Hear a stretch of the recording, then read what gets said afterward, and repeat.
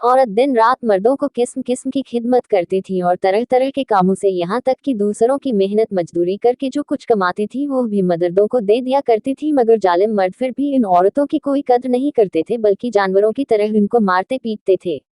जरा जरा सी बात पर औरतों के कान नाक जा काट लिया करते थे और कभी कत्ल भी कर डालते थे। अरब के लोग लड़कियों को जिंदा दफन कर दिया करते थे और बाप के मरने के बाद उसके लड़के जिस तरह बाप की जायदाद और सामान के मालिक हो जाया करते थे, इसी तरह अपने बाप की बीवियों के मालिक बन जाया करते थे और इन औरतों को जबरदस्ती लौंडियां बनाकर रख लिया करते थे।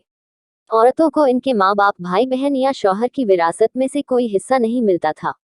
न औरतें किसी चीज की मालिक हुआ करती थी। यूरोप के बास कबीलों में यह जालिमाना दस्तूर था कि बेवा हो जाने के बाद औरतों को घर से बाहर निकालकर एक छोटे से तंगो तारीख झोपड़े में 1 साल तक कैद में रखा जाता था। वो झोपड़े से बाहर नहीं निकल सकती थी, न गुस्ल करती थी, न कपड़े बदल सकती थी। खाना पानी और अपनी सारी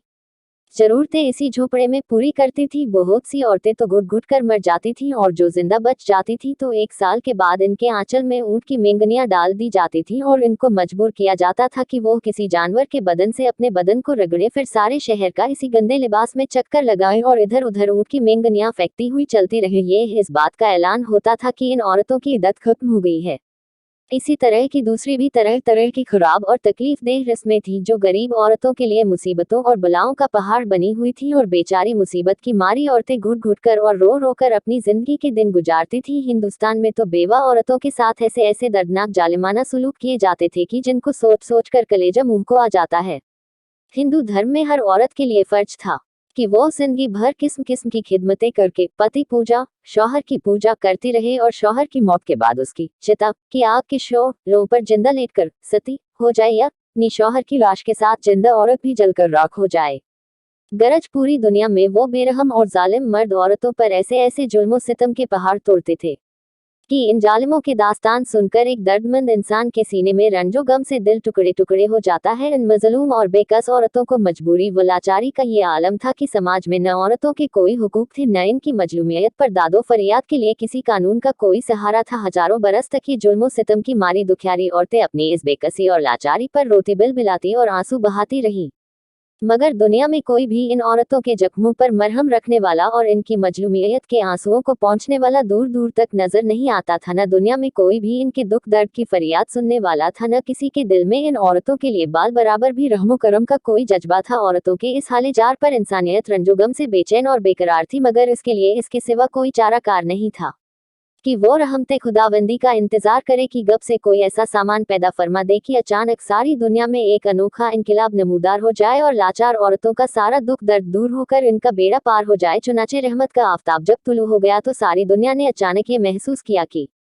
जहाँ तारीख था, जुल्मत कदा था, सख्त काला था, कोई पर्दे से क्या निकला कि घर घर में उजाला था। औरत इस्लाम के बाद जब हमारे रसूल रहमत हुजूर मोहम्मद मुस्तफ़ा खुदा की तरफ से दीने इस्लाम लेकर तशरीफ लाए तो दुनिया भर की सताई हुई औरतों की किस्मत का सितारा चमक उठा और इस्लाम की बदौलत जालिम मर्दों के जुल्मों सितम से कुचली और अरौंदी हुई औरतों का दर्जा इस कदर बुलंदो बाला हो गया कि इबादत व मुआमलात बल्कि जिंदगी और मौत के हर महले और हर मोड़ पर औरतें मर्दों के दोष बदोश खड़ी हो गई और मर्दों की बराबरी के दर्जे पर पहुंच गई। मर्दों की तरह औरतों के भी हुकूक मुकर्रर हो गए और इनके हुकूक की हिफाजत के लिए खुदाबंदी कानून आसमान से नाजिल हो गए और इनके हुकूक दिलाने के लिए इस्लामी कानून की मतहती में अदालतें कायम हो गईं। औरतों को मालिकाना हुकूक हासिल हो गए। चुनांचे औरतें अपने महर की रकमों, अपनी तिजारतों, अपनी जायदादों की मालिक बना दी गई और अपने माँ बाप, भाई बहन, औलाद और शौहर की विरासतों की वारिश करार दी गई।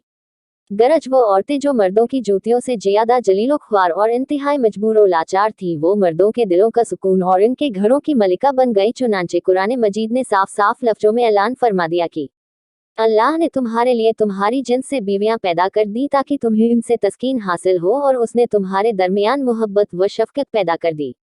अब कोई मर्द बिला वजह न औरतों को मार पीट सकता है, न इनको घरों से निकाल सकता है और न कोई इनके मालो असबाब या जायदादों को छीन सकता है, बल्कि हर मर्द मजहबी तौर पर औरतों के हुकूक अदा करने पर मजबूर है। चुनांचे खुदावंदे कुद्दूस ने कुरान मजीद में फरमाया कि औरतों का मर्दों पर ऐसे ही हुकूक है जैसे मर्दों के औरतों पर, अच्छे सुलूक के साथ। और मर्द के लिए फरमान जारी फरमा दिया कि और अच्छे सुलूक से औरतों के साथ जिंदगी बसर करो तमाम दुनिया देख ले कि दीन इस्लाम ने मियाँ बीवी की इज्तिमाई जिंदगी की सदारत अगरचे मर्द को अता फरमाई है और मर्दों को औरतों पर हाकिम बना दिया है, ताकि निज़ाम खानादारी में अगर कोई बड़ी मुश्किल आन पड़े तो मर्द अपनी खुदादाद ताकत व सलाहियत से इस मुश्किल को हल कर दे। लेकिन इसके साथ साथ जहां मर्दों के कुछ हुकूक औरतों पर वाजिब कर दिए हैं, वहां औरतों के भी कुछ हुकूक मर्दों पर लाजिम ठहरा दिए गए हैं। इसलिए औरत और मर्द दोनों एक दूसरे के हुकूक में जकड़े हुए हैं, ताकि दोनों एक दूसरे के हुकूक को अदा करके अपनी इज्तिमाई जिंदगी को शादमानी व मसरत की जन्नत बना दें और निफाक व शिकाक और लड़ाई झगड़ों के जहन्नम से हमेशा के लिए आज़ाद हो जाएं।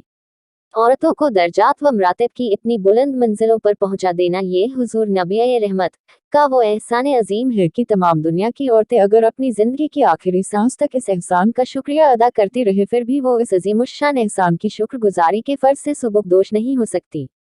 तमाम दुनिया के मोहसिन आज़म हुजूर नबी अकरम की शान रहमत का क्या कहना।